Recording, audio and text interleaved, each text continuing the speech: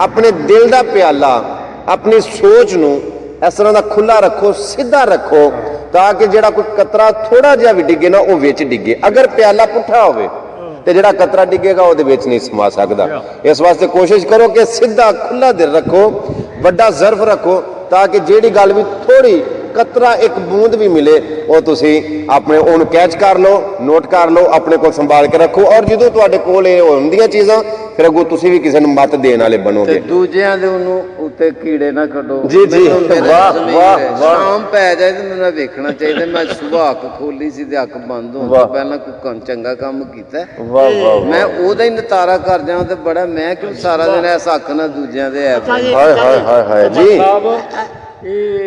ये कि जितना आदमी अच्छा होगा जी जी जी, अपने दे चिकट सुटेगा, अपने आप नु गुनाहगार गिनेगा। मैं ही मैला, जिन्ना मैं नेक आदमी क्यों होगा मैला है? उन्ना दूसरे नु अच्छा हाय हाय हाय हाय। ये जेड़ा बंडल आदमी बलफ आदमी होगा वो चिकट दूसरे दे क्योंकि सुटता है। मालिक दी जात ने अच्छा दो जगह कोई नेक आदमी है वो चिकट अपने अल्लाह दी जात ने ना कुरान पाक दी दो जगह सुभान अल्लाह। इंसान नु एक जगह ताना मारिया ते एक जगह अहसन तकवीम कि मैं तेनू अहसन तक अंदाज च बनाया ते दूजे पासे उन्हें कहा तू गंदे नुतफे दी पैदावार है। बिल्कुल ए ताना है इंसान कि मैं तेन अपना याद रख के कित्थों बनाया तेन। हाय हाय हाय हाय। तो उस गंदे नुतफे नु वेंदा रहना कि मैं ते बड़े ही गंदा मैं ते यार वही चंगा जी, होना। जी, ए बाबा जी, जी चंगे ने, ए घुमन साहब जी, चंगे जी, ने, जी, ए जी। चंगे ने। वाह वाह हमाम एक तेरे ही मुड़ता जी हमाम रखा जी अल्लाह का प्यारा भाई बाकी वो ये सब जी वो अपने आप को बड़ा समझे का अगले चलते जी। गल हुई है चौधरी इनाम साहब ने बड़ी सोहनी गल की थी। जनाब मोहतरम मियां तारिक साहब बड़े अपने खूबसूरत अपने ख्यालात का इजहार कर रहे हैं और मेरे बाबा जी अकबर साहिब ओ गुर दियां पते दियां गल्लां दस रहे हैं ਜਿਹੜੀਆਂ शायद गूगल या यूट्यूब सानू ना दसे, लेकिन इस इंटरनेट की वसातत के नाल मैं तुहाडे थ्रू तुहाडे कोल पहुंचाना चाहना कि सुनो ये गल ये वे कि जात पात कौम जिहड़ी है असां इनू तरजीह दे के असां इंसानियत उत्ते लै गए। हालांकि काफ़ी थल्ले वे अगर एक लिहाज ना देखा जाए तो सिर्फ और कौमां कबीले पहचान वास्ते बनाए गए हैं।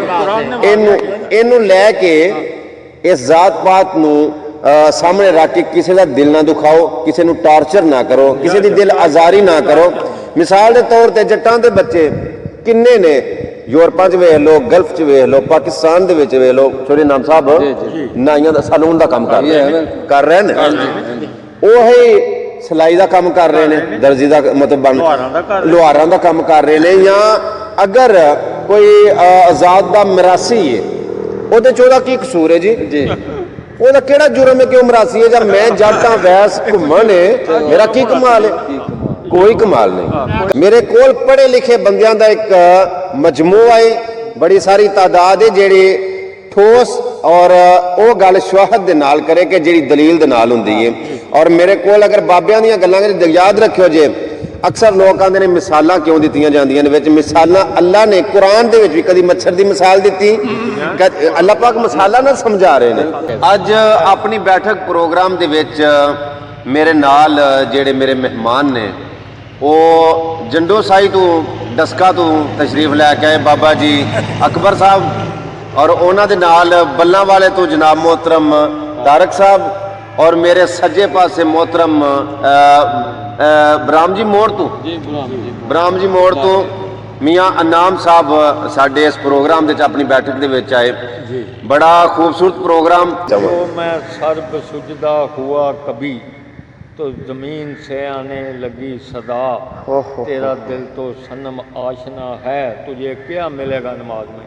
क्या बात क्या बात क्या कह मैं सारी गल्लां दी कोई गल हर बंदे नूं दावा हुंदा है बाबा जी नूं मैनूं हर अरबां इंसान ने हर बंदा अपने था सोचदा है कि मैं ही वधिया हां। वो एक शेर है ना कि हर एक शख्स को दावा है पारसाई का, वाह वाह, हर एक शख्स को दावा है पारसाई का, हमारे दरमियां कोई बशर भी है।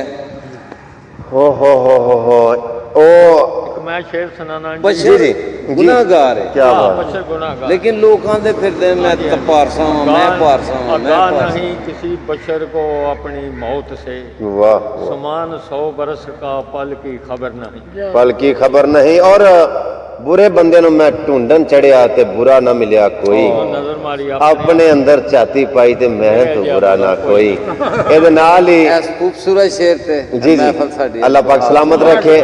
ਅੱਜ ਦੀ ਮਹਿਫਲ ਬਾਬਾ ਜੀ ਨੂੰ ਆਪਣੀ ਬੈਠਕ ਪ੍ਰੋਗਰਾਮ ਅੱਜ ਦੇ ਇਸ ਸ਼ੇਰ ਦੇ ਨਾਲ ਇਖਤਤਾਮ ਪਜ਼ੀਰ ਹੋਈ।